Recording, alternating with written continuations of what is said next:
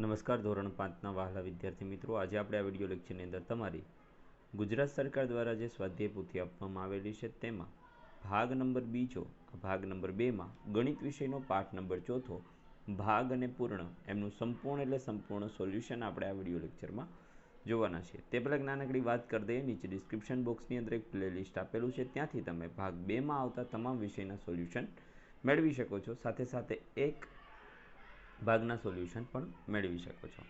તો જોઈએ મિત્રો, પ્રશ્ન પહેલો, નીચે આપેલા આકારોને અલગ અલગ રીતે 4 સરખા ભાગમાં વિભાજિત કરો. તો પહેલાને આપણે આવી રીતે સરખા ભાગમાં વિભાજિત કરશું, બીજાને આપણે આવી રીતે 4 સરખા ભાગમાં વિભાજિત કરશું, ત્રીજાને આપણે આવી રીતે 4 સરખા ભાગમાં, પછી જે ચોથું છે ને 1 2 3 અને 4 આવી રીતે 4 સરખા ભાગની અંદર વિભાજિત કરીશું. ત્યાર પછી પ્રશ્ન નંબર બીજો, આપેલા અપૂર્ણાંક પ્રમાણે આકૃતિ આચ્છાદિત કરો. આમાં કીધું તમને 4 ભાગમાંથી 2 ભાગ, તો આપણે 2 ભાગમાં કલર કરેલો છે. 9 ભાગમાંથી 6 ભાગ, તો આપણે અહીંયા 6 ભાગમાં કલર કરેલો છે. 4 ભાગમાંથી 3 ભાગ, તો આપણે 3 ભાગમાં કલર કરેલો છે. 8 ભાગમાંથી 5 ભાગ, તો આપણે 5 ભાગમાં કલર કરેલો છે. 3 ભાગમાંથી 2 ભાગ, તો આપણે 2 ભાગમાં કલર કરેલો છે. નીચે કુલ ખાનાની સંખ્યા હોય અને ઉપર કલર કરેલા ખાનાની સંખ્યા હશે. પ્રશ્ન ત્રીજો, આપેલી આકૃતિનો કેટલામો ભાગ રંગેલો છે? તો જુઓ, આ કુલ ખાના કેટલા છે? 1 અને 2, તો આપણે 2 ક્યાં લખીશું? નીચે. એમાંથી કલર કેટલામાં છે? 1માં, તો આપણે લખીશું 1. કુલ ખાના અહીંયા કેટલા છે? તો કે અહીંયા 6 ખાના કુલ છે, તો છગડો ક્યાં લખીશું? નીચે. અને ઉપર કેટલા લખીશું? કેટલા ભાગમાં કલર છે? તો 1માં, તો આપણે 1/6 લખીશું. અહીંયા પણ 1 ભાગમાં રંગ છે ને કુલ ખાના કેટલા છે? 5, તો 1/5. અહીંયા પણ 1 ખાનામાં રંગ છે અને ટોટલ ખાના કેટલા છે? 8, તો 1/8. એવી જ રીતના ભાગ્ય મુજબ આપણે રંગ પૂરવાનો છે. કુલ ખાના 12 છે, એમાંથી 8 ભાગમાં રંગ કરો, તો આપણે 8 ભાગમાં રંગ કરી દીધો, પણ તમારે લીલો રંગ પૂરવાનો છે મિત્રો. ત્યાર પછી 4 ખાના કુલ છે, એમાંથી 2 ખાનામાં પીળો રંગ કરવાનો છે. 8 ખાના કુલ છે, એમાંથી 5 ખાનામાં વાદળી રંગ કરવાનો છે. 18 ખાના કુલ છે, એમાંથી 9 ખાનામાં ગુલાબી રંગ કરવાનો છે. પ્રશ્ન નંબર 5 છે, નીચે આપેલ આકૃતિનો આચ્છાદિત ભાગ અપૂર્ણાંક સ્વરૂપે દર્શાવવાનો છે. તો જુઓ, 4 ખાનામાંથી 1 ખાનું રંગવાળું છે, તો 1/4. 4 ખાનામાંથી 3 રંગવાળા છે, તો 3/4. 2 ખાનામાંથી 1 રંગવાળું છે, તો 1/2. હવે તમારું અહીંયા જે છે કુલ ખાના 8 છે, એમાંથી 2 ખાના રંગવાળા છે, એટલે 2/8, અથવા તો તમે કહી શકો 1/4. હવે 8 ખાનામાંથી 3માં રંગ છે, તો 3/8. જોડકું જોડવાનું છે વ્યવસ્થિત રીતે.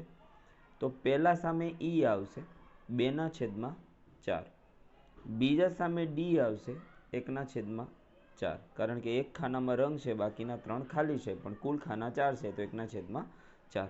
ત્રીજામાં આવશે એ 3/6. ચોથામાં છે 5/15, એટલે કે બી. ત્યાર પછી અપૂર્ણાંકના સમઅપૂર્ણાંક લખવાના છે, તો આપણે અહીંયા લખી દીધા. 2/3ના સમઅપૂર્ણાંક થશે 4/6, 8/12 અને 6/9. મિત્રો, આનો મતલબ એવો થાય કે જો આનો ભાગાકાર સાહેબ કરવામાં આવે ને તો આ જ જવાબ મળે. જેમ કે 2 દુ 4 અને 3 દુ 6, 2 ઉડી જાય તો 2/3.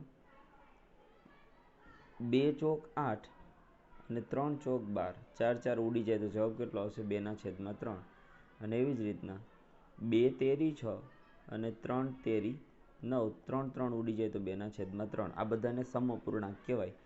તો 5/3 ના થશે 10/6, 15/9 અને 20/12. 4/5ના અપૂર્ણાંક થશે 8/10, 12/15 અને 16/20. 1/6 ના થશે 2/12, 3/18 અને 4/24. એવી જ રીતના 3/7 ના થશે 6/12, 9/21 અને 12/28. પ્રશ્ન નંબર 7, જોડકા જોડવાના છે, જેમાં વિભાગ અની આકૃતિની વિભાગ બ સાથે. તો પહેલામાં 1માં રંગ છે ને કુલ ખાના 2 છે, તો 1/2. પછી બીજામાં 1 ખાનામાં રંગ છે ને 4 ખાના છે, એટલે 1/4. પછી 2 ખાનામાં રંગ છે ને કુલ ખાના 3 છે, તો 2/3. પછી 2 ખાનામાં રંગ છે ને કુલ ખાના 5 છે, તો 2/5. અને પછી 3 ખાનામાં રંગ છે ને કુલ ખાના 4 છે, તો 3/4. કોષ્ટકમાં આપેલા શાકભાજીના ભાવ પ્રમાણે આપણે 2 કિલોગ્રામ ડુંગળી તો 1 કિલોગ્રામ ડુંગળીના 30 રૂપિયા, તો 2 ના કેટલા થશે? 2 ગુણ્યા 30 એટલે 60 રૂપિયા.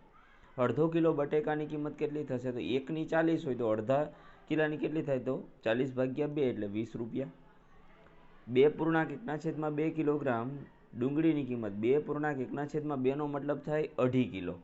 2.5 કિલો ડુંગળીની કોબીજની કિંમત કેટલી થાય? 1 ના 20 રૂપિયા, તો 2.5 ના કેટલા થશે? 50. ચોથું છે 1.1/2 કિગ્રા ટમેટા અને 1 કિલોગ્રામ ડુંગળીની કિંમત કેટલી થાય? તો જુઓ, આપણને અડધો ટમેટા અને ડુંગળીનું કીધું, તો કુલ રૂપિયા કેટલા થશે? 45. ત્યાર પછી પાંચમું છે 5 કિલોગ્રામ દૂધીની કિંમત કેટલા રૂપિયા થશે? 3 કિલોગ્રામ દૂધી બરાબર 3 ગુણ્યા 20 બરાબર 60 કિલોગ્રામ. અડધો કિલો ટમેટા અને અડધો કિલો કોબીજની કુલ કિંમત કેટલી થશે? તો 60 ભાગ્યા 2 બરાબર 30 અને 20 ભાગ્યા 2 બરાબર 10, તો 30 ને 10 કેટલા થશે? 40 રૂપિયા. જો તો 45 રૂપિયામાં અડધો કિલો શું આવે? તો અડધો કિલો બટેકા અને અડધો કિલો ડુંગળી આવશે.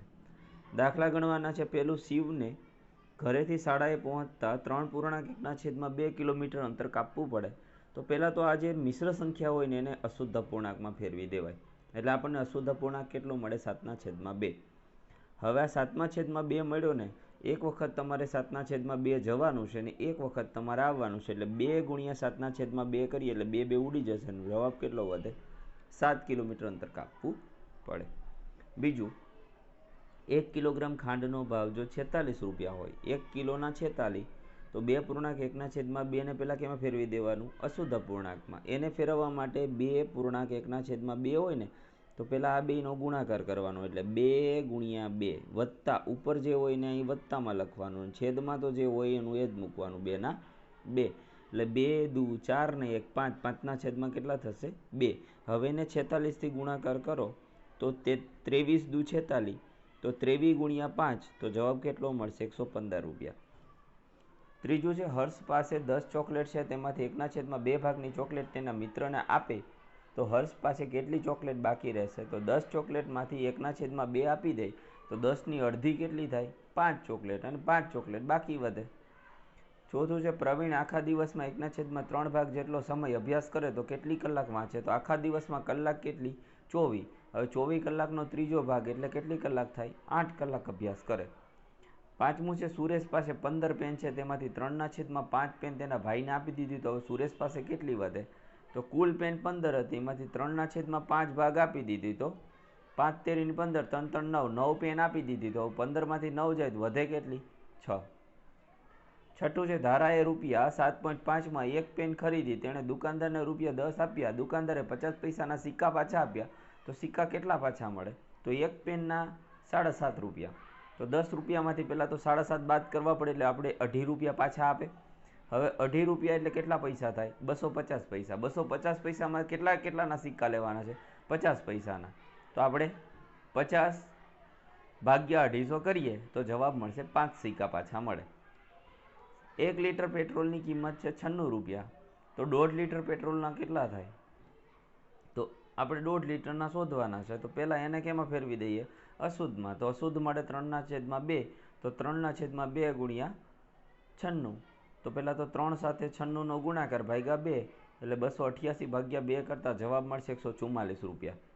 આઠમું, યશ પાસે 20 લખોટી છે, એમાંથી 2/5 લખોટી તેના ભાઈને આપી દઈ, તો 20 ગુણ્યા 2/5, તો 5 ચોક 20, તો 4 ગુણ્યા 2 એટલે 8 લખોટી આપી દઈ, તો 20માંથી 8 જાય તો 12 લખોટી વધે. હવે એક પ્રવૃત્તિ કરવાની છે મિત્રો, તો અહીં આપણી પ્રવૃત્તિ સાથે પાઠ પણ પૂરો થાય. Thank you very much.